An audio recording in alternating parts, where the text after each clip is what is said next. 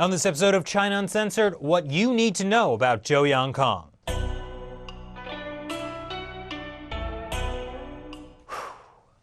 I was shocked by the official announcement last week by Chinese state-run media that former Chinese security czar Zhou Yongkang had been placed under investigation for serious disciplinary violations.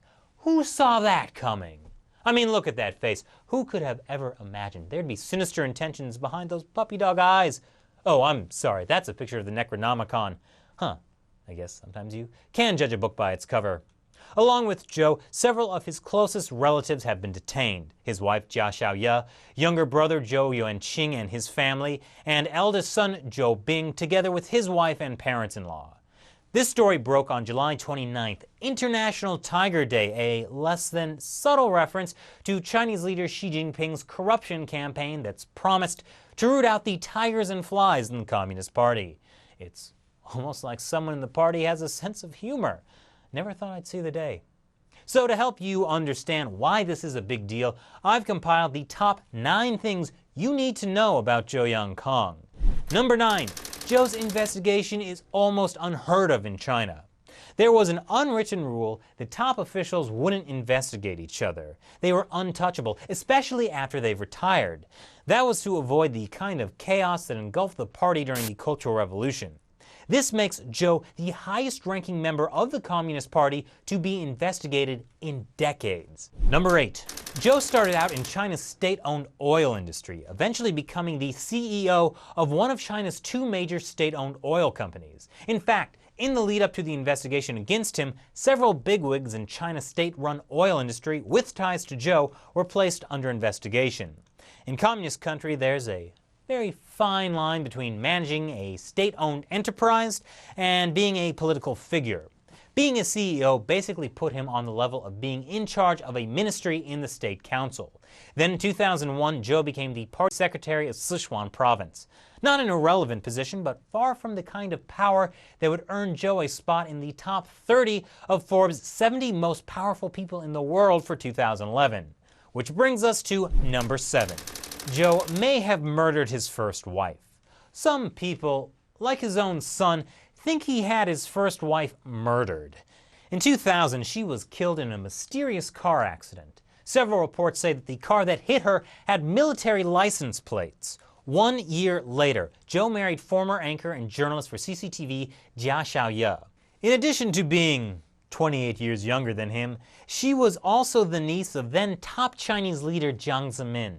It's been said that she was a gift from Li Dongsheng, a powerful ally of Jiang and then head of the ultra-powerful 610 office. And you're not going to believe what happened next. Number 6. Zhou's unusual rise to power. Now, it may shock you, but after marrying the niece of Jiang Zemin, Zhou suddenly went from an official in out-of-the-way Sichuan to being hand-selected by Jiang as head of the Ministry of Public Security, which controls the vast network of China's police, paramilitary police, and secret police, even though he had no experience with police work.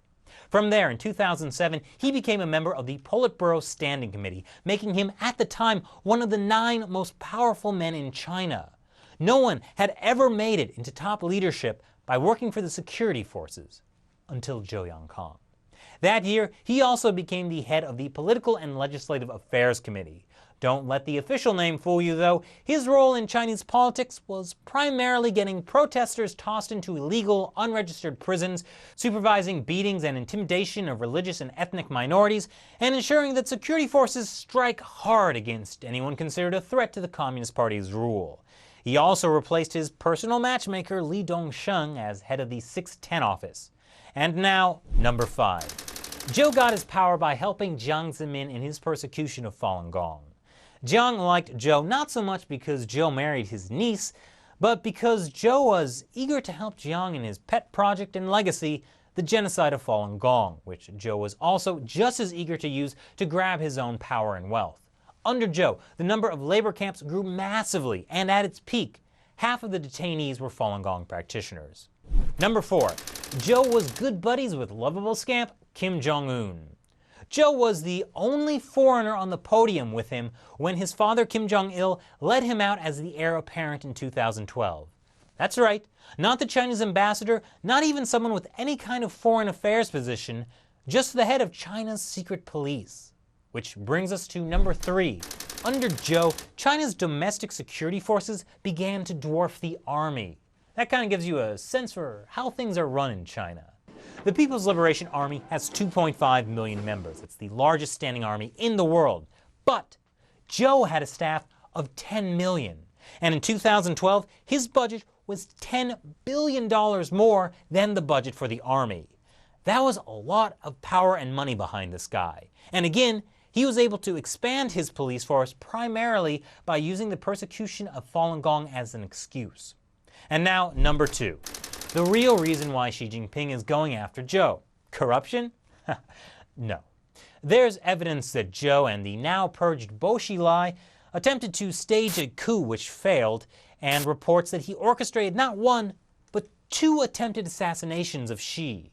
But Xi Jinping isn't a dictator. Even though he's the current head of the Communist Party, he doesn't have absolute power. And that made Xi's actions pretty risky as well. There are those in the party who are deeply unhappy at what he's doing. And Xi is walking a really fine line by trying to move against Zhou while still preserving the power of the party. Which finally brings us to number 1. Why did it take so long for an official announcement? It's been reported for ages that Zhou was under investigation. And even right after Bo Xilai fell from power in 2012, many predicted that Zhou Yongkang would be next. So why now? Well, Xi Jinping had to dismantle Zhou's power base first. First, several high-ranking people in China's state-run oil industry with ties to Zhou were placed under investigation. Then in October, 2 more senior executives of state-run companies with ties to Zhou were placed under Shuanghui. Then the vast expanse of labor camps Zhou established, a third-rail issue in Chinese politics, was dismantled. As far as reforms go, that's pretty meaningless because China still has plenty of mental hospitals, drug rehab facilities, and brainwashing centers to detain people in. But it was a big blow to Zhou's power base. Not as big a blow, though, as the new State Security Committee that's taking control over the police and security forces that were once controlled by Zhou's PLAC. And you know who's in charge of this new committee? Xi Jinping.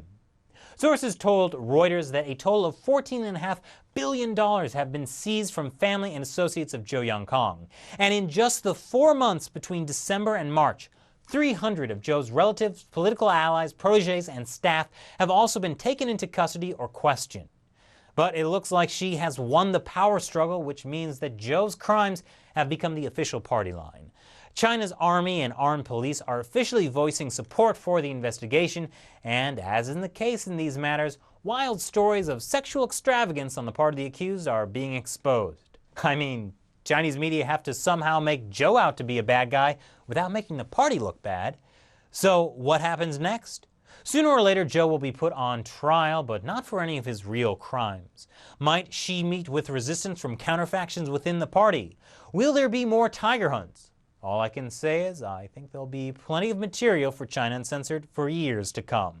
Thanks for watching this episode. Be sure to subscribe and share. Also check out the Facebook page. Once again, I'm Chris Chappell. See you next time.